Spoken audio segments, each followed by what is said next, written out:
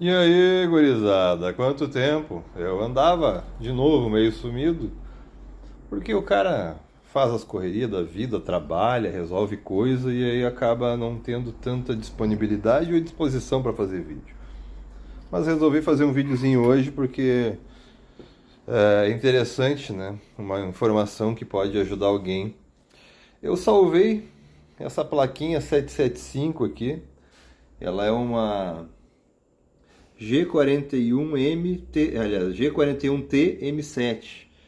É uma plaquinha 775 DDR3. É uma placa limitada porque ela só aceita DDR3 até 1066 MHz, mas era a placa que eu usava como meu PC de ver filme aqui, de fazer teste. E ela do nada começou a dar problema. A placa começou a não ligava, desligava sozinha, dava uma tela colorida. Aí eu pensei que poderia ser placa de vídeo, uma outra placa de vídeo que está ali, não era placa de vídeo. Aí eu comecei a testar outras coisas, tirei a placa de vídeo, fui fazer os testes com diretamente aqui no VGA da placa, continuou dando problema, às vezes não ligava, às vezes ligava. E ela parou de funcionar um slot de memória e começou a funcionar só o de cá, no lado oposto do processador. Aí eu comecei a pensar, né? Digo, isso começou a acontecer assim meio de repente, mas como é uma placa que eu estava sempre usando para testes de outras placas de vídeo, teste de fonte, teste de outras coisas, eu estava sempre mexendo nela, tira memória, bota memória para fazer teste de memória. Eu concluí que poderia ser o caso de ser BIOS, né? E eu pensei, bom, vamos começar primeiro fazendo os testes. Testei a placa de vídeo, não era. Testei as memórias, só funcionava o banco de cá. E eu troquei memória, usei outras memórias de outras marcas e nenhuma dava vídeo ali. Eu pensei, bom, né? Ou a placa teve algum capacitor que de fato o componentezinho ali que queimou e aí a placa está condenada, ou pode ser que a BIOS tenha sido corrompido, porque a BIOS é um arquivo que fica gravado nesse caso dessa placa. Não vai dar para enxergar, eu acho, porque a placa de vídeo está bem em cima. Não vai dar para enxergar, pessoal. Ela fica aqui, ó, bem embaixo desse dissipador gigante. Aliás, falando de dissipador gigante, dá uma olhada nessa placa de vídeo aqui. Olha só. Essa placa de vídeo não tem cooler, só tem esse dissipador enorme aqui. E para ela é o suficiente, porque ela tem um TDP baixo, o TDP dela é de 40 watts. É o suficiente para a placa funcionar sem problemas. Mas sabe que placa de vídeo é essa? Essa é uma GT 1030, uma GT 1030 de 2 GB, que é uma placa muito boa, inclusive para jogos ainda hoje. Ela é quase equivalente a uma GTX 750 Ti, mas é uma GT 1030 num formato que eu nunca tinha visto na minha vida. GT 1030 sem cooler, e é original, isso não é adaptação, ela vem assim mesmo. Mas voltando ao assunto da placa-mãe, então eu resolvi atualizar a BIOS. Mas olha só, essa placa de vídeo, essa placa-mãe é uma placa antiga. E para você atualizar a BIOS via Windows, você tem que usar o Windows 7. Não existe um programa para atualização de BIOS via Windows para essa placa que seja no Windows 10. Essas placas mais antigas, a grande maioria é só o Windows 7. Aí a segunda opção é instalar BIOS, ao invés de ser pelo Windows, pelo DOS, né, fazendo um boot na placa com um pendrive, com os programas já pré-determinados, inicializando a placa em tela do DOS, né, a tela preta, aquela de digitação, e através dali fazer atualização de BIOS. Eu vou mostrar para vocês como é que eu fiz e como é que funciona essas placas mais antigas. Bem, vamos aqui, né, para... o Windows já está até o mesmo HD que estava nela, o SSD que estava nela antes. Aqui nós temos, eu vou pegar o pendrive primeiramente, vou espetar ali, ó.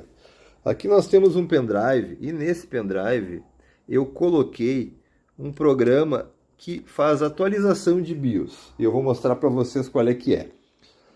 Vou abrir aqui para vocês, tá? E vou mostrar o nome do programa. Ó, o programa que faz atualização de BIOS dessas placas mais antigas via DOS é o AFU-DOS. Existe o AFU-Win e o AFU-DOS. O AFU-DOS é, como o próprio nome diz, para inicializar via pendrive a placa, e ela entra numa tela preta, né? Tira todos os HDs, SSD, o que tiver, deixa só o pendrive com o programa. Claro que o AFU-DOS não é o que inicializa a placa, tá? Antes de você colocar o AFU-DOS no pendrive, você tem que fazer um processo, e eu vou tentar explicar rapidamente para vocês aqui. Mas você vai entrar via DOS e vai digitar o nome do programa AFU-DOS e vai digitar depois ao lado o nome da BIOS da placa. No caso aqui, ó, esse arquivo ROM é a BIOS da placa, é o 1101.112. Aliás, 110.112, melhor, tá? Esse arquivo aqui é uma BIOS de placa, ó. Isso aqui fica gravado naquela EPROMzinha que tem na placa-mãe e serve para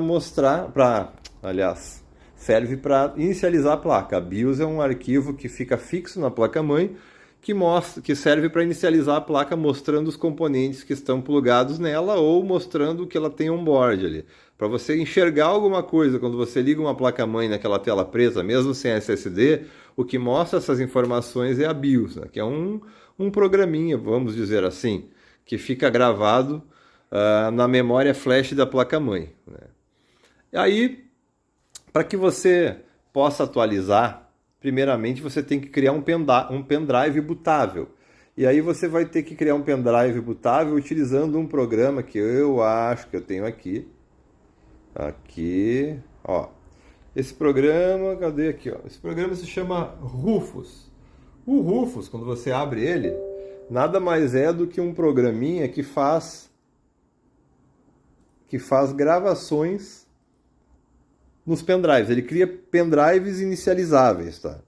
Então você vai ver que demora um pouquinho para abrir, ó. Esse é o Rufus. Esse é o Rufus.